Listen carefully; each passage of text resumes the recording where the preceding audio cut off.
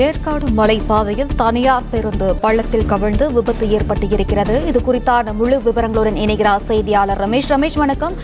விவரங்களை நீங்க பதிவு பண்ணலாம் ரமேஷ். வணக்கம். சேலம் மாவட்டம் ஏற்காட்டுக்கு இன்று தனியார் பஸ் சேலம் புதிய பேருந்து நிலையத்தில் சென்றது. தனியார் பேருந்தின் பெயர் முத்து என்ற தனியார் பேருந்து ஏற்காடு பேருந்து நிலையத்தில் இன்று மாலை 6 மணி அளவில் சேலத்திற்கு புறப்பட்டு வந்து கொண்டிருந்தது.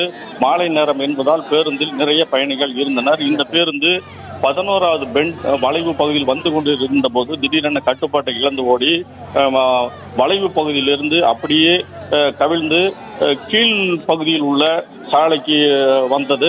இதில் 20க்கும் மேற்பட்டோர் தற்போது படுகாயமடைந்திருக்கிறார்கள்.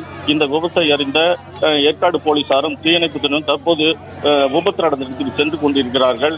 படுகாயமடைந்தவர்கள் அந்த வழியே சென்ற கார் மற்றும் வேன் மூலம் சேலம் அரசு மருத்துவமனைக்கு அனுப்பிவிட்டு வருகிறார்கள்.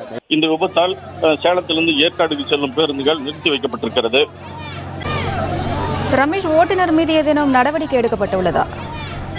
தற்போது ஏற்காடு போலீசார் சம்பவ இடம் சென்றிருக்கிறார்கள். இந்த விபத்தில் ஏற்காடு அந்த பேருந்து ஓட்டுநரும் நடத்துனரும் காயமடைந்திருக்கிறார்கள். மருத்துவமனைக்கு வந்த பிறகு இவர்கள் மீது வழக்கு பதிவு செய்யப்படும் என காவல்துறை தெரிவித்திருக்கிறார்கள்.